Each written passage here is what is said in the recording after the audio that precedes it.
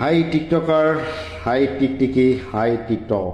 আসলে টিকটক আমি করি না, কিন্তু টিকটকে কথা বলার জন্য আমি আজকের দিনটা বেছে নিয়েছি যে আমি টিকটকে একটুখানি কথা বলবো, টিকটকারদের উদ্দেশ্যে কথা বলবো।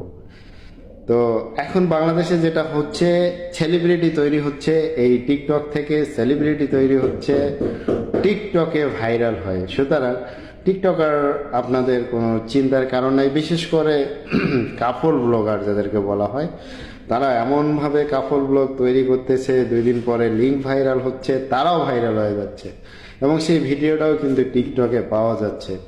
সুতরাং আমি টিকটকারদের উদ্দেশ্যে এইটুকুই বলবো, আপনাদের সময় আছে, আপনারা ভালো হয়ে যান, টিকটক থেকে বেরিয়ে আসেন, আপনারা অন্য কিছু করার চিন্তা করেন। হ্যাঁ, আর আপুদের উদ্দেশ্যে একটা কথা বলবো, আপনারা যারা টিকটক তৈরি করতেছেন, শালীনতা বজায় রেখে আপনারা টিকটকে কাজ করেন, তাহলে হয়তোবা আপনারা ভালো কিছু করতে পারবেন।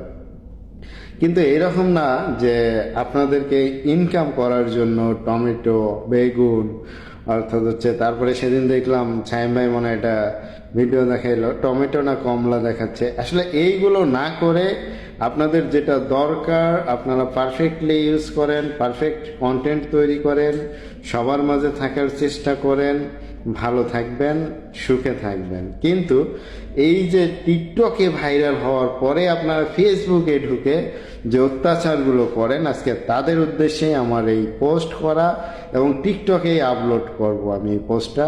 সুতরাং আপনারা ভালো হয়ে যান। টিকটকের মানুষ টিকটকে থাকেন, ফেসবুকে আইসেন না, তাহলে কিন্তু ধ্বংস হয়ে যাবেন।